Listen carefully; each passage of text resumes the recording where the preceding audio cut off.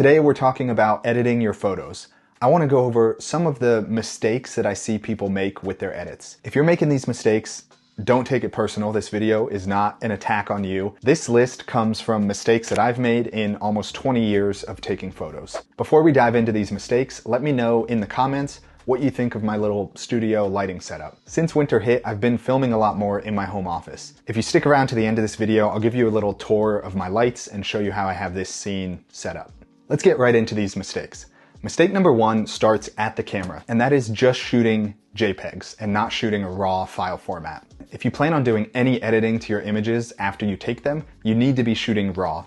RAW captures all the sensor data that your camera captures when you take a photo. It saves everything. Where a JPEG has edits applied by your camera, and then it condenses the image, saves the JPEG, and it deletes all that extra data. So when you go to edit, you don't have all the extra data in there that you need to adjust your exposure, your white balance. A JPEG is very, very limited when you try to touch it up later on a computer. You'll see that your image just starts to fall apart very fast. A RAW image, you can push exposure by multiple stops, you can change your white balance. You just have a lot of data to change the creative look of the image. And I've heard arguments that you should get everything right in camera and you can just shoot JPEG. I don't really buy those. I think that editing is part of the image making process. Even Ansel Adams would dodge and burn his photos in the darkroom. So people have been editing images through all of photography's history. It's not anything new. It's not unprofessional. I don't like that argument. I will shoot JPEGs sometimes, especially with my Fuji camera. It has a ton of built-in settings to make the JPEGs look the way I want to look, but I have my camera set to shoot RAW and JPEG. So I can still go back and edit those RAW images differently if I want to do a different creative look, or even if I just make a little mistake and I shoot an image too dark or too bright, I can kind of pull it back to where I want it with the RAW image. Where the JPEG, if you make a mistake, you're probably not going to be able to recover that image. The next mistake I have on my list is destructive photo editing.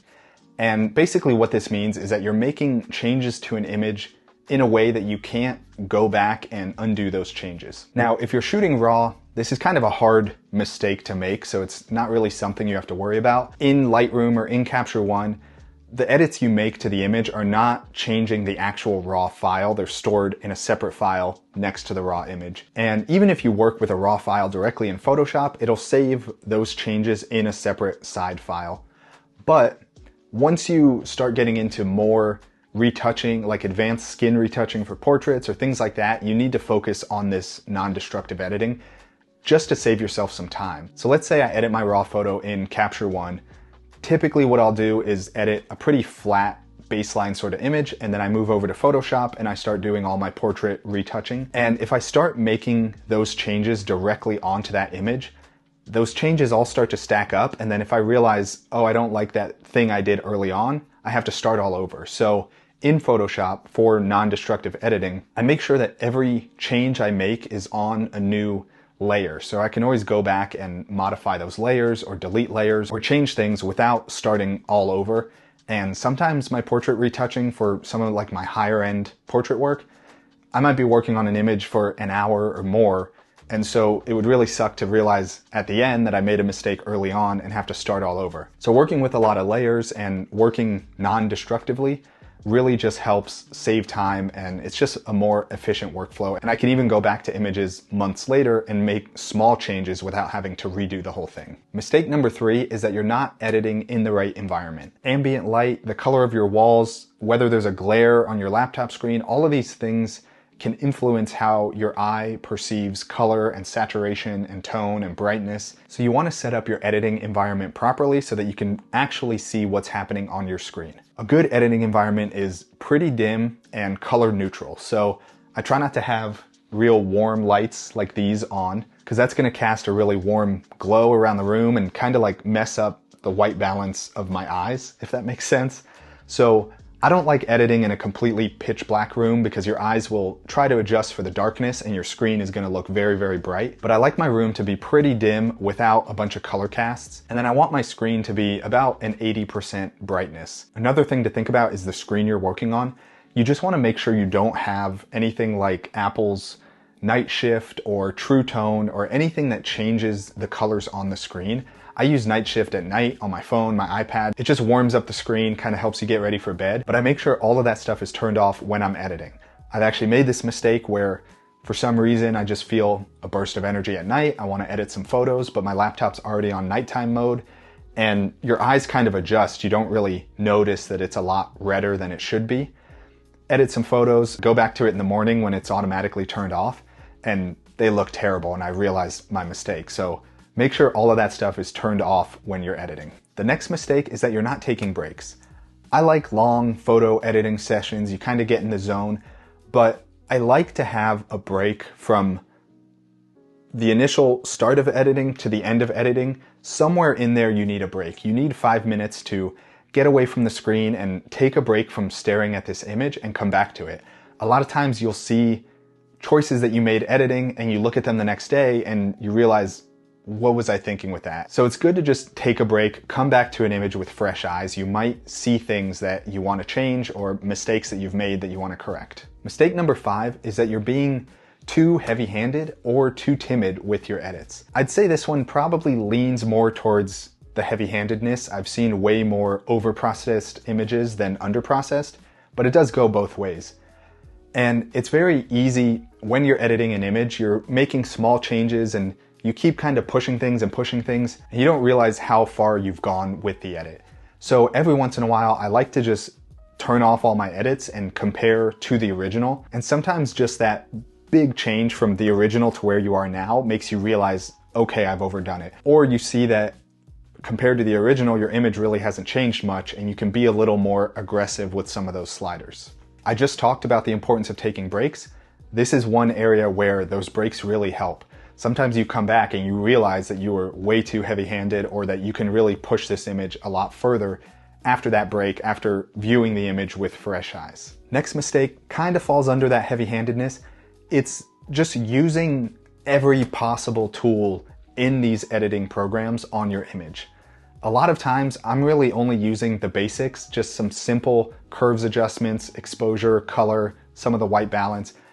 I don't really get into like a lot of the color correction or color swap tools. There's just so many things that you can do to your image, but you don't need to use all of them on an image. I think when you're just starting out, or even if you've been shooting a while, it's good to go in and experiment with those tools, see what they do to the image. Maybe you do want to add a couple of them into your workflow, but don't feel like you need to use all of these to get a great image. A lot of times it's just the simple exposure, contrast, color. Make sure those things look good and you have a nice solid image. Now the opposite of using all the tools in your editing programs is using none of them. And that's the next mistake, is just relying too heavily on presets. Now, I'm not bashing presets. They can be great. They can speed up your workflow. They're great for editing bulk images. And if you find some that fit your style, go ahead and use them. But I don't think presets should be used as a crutch because you don't know how to edit your images and you don't know how to take an image from point A to where you want it at point B. If there's presets that you really like, I think you should try to reverse engineer them and at least know what is happening to your image to get that look that you like. And then you can still use those presets to speed that process up, but at least you're still aware of what's happening to your image and the preset isn't a crutch. And sometimes if you apply that preset to a photo that's maybe a little overexposed or underexposed and it doesn't look quite right, knowing what's happening will let you go in and fix that image and get it to the point that you want it to be. All right, guys, we got 2 more on the list. Next up, you're too concerned with how your images should look. Maybe you want your histogram to be perfect. There's no clipped blacks, no clipped whites. Your color temperature is perfect, neutral gray. It's not a bad thing to have like a nice, clean, clinical image. Sometimes that's what clients want, but sometimes they can be kind of boring. Maybe you do want to be a little heavy-handed and crush your blacks and have a low-key image where your subject is lit, but everything else is just jet black. Maybe you want nice faded blacks, you're going for like a film look, and so you don't actually have anything that's true black. It's more of like a dark gray. When I edit, my white balance is almost never where it should be. I like warmer tones in my images, especially on portraits and skin tones, so I'm always bumping my white balance towards those warmer tones. Things don't have to be perfect in an image. And the last mistake on my list is that you're afraid to crop. This is one that I still struggle with. I was on a week-long shoot and a buddy of mine was there. He's a photographer from New Zealand and he runs a magazine there. and I saw that he was just cropping his images with no constraints, no ratio put in, just cropping it wherever he felt like it. To me, it was just wild. I'm always cropping in like 2x3 or a square or 3x4. Like I always have to, it's just the perfectionist in me. I need that constraint. I was like, how can you crop like that? And he's just like, why not? It kind of blew my mind. I'm still not there. I'm not just cropping freehand, but I have really mixed up the images on my website in my portfolio with some more unusual crops. I have some panos on there. I do a lot of 3x4 now, even though my camera shoots in a 2x3 frame. So it's okay to kind of mix it up, and then it is okay to crop in an image of it to get rid of something you might have missed when you're shooting. You know, again, it's that argument. A lot of people say you should get it right in camera. Yeah, maybe you should. You shouldn't have that little tree branch coming into the corner, but sometimes you just miss things and you make little mistakes. And if you can get a great image by cropping in a little bit, or you just don't like the image because you don't allow yourself to crop, just do the crop, get the good image. So that's all the mistakes on my list. Let me give you a quick tour of these lights and then I'll sign off. I'll catch you guys in the next video. So I've had this little desk lamp here. This is just a dimmable lamp from IKEA, and I replaced a little LED bulb in here with an incandescent bulb. I like the warmer light, and a lot of times when you dim LEDs, you start to get flickering. You can kind of adjust it in camera, but it's just easier to have a bulb like that. Back here, I have a little nan light tube light, and it's set to about 30% power and also set to its warmest Kelvin setting, so I get just like this nice little warm glow behind my hard drives and my plants. And then this is another lamp.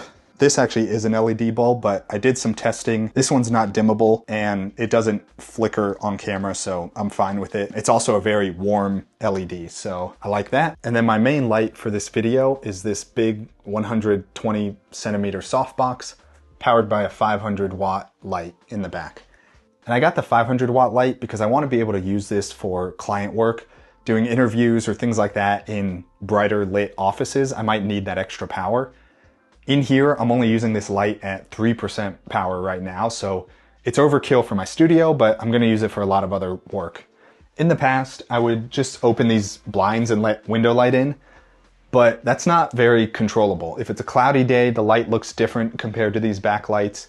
If there's clouds moving around, then it's getting brighter and darker throughout my video. So it's nice to be able to close the blinds, just have a dark room, and then I can light it exactly how I want with this and my little warmer lights in the back. And with this main light, I have it very, very close. It's actually touching the camera right here, and I can reach up and touch it right now. Having that real close just gives me like a nice, big, soft light. I really have not been sleeping much lately. My daughter is teething, and so I need a little help with the softest light I can get because I'm looking pretty tired. Give this video a thumbs up if it helps, and I'll catch you guys in the next one.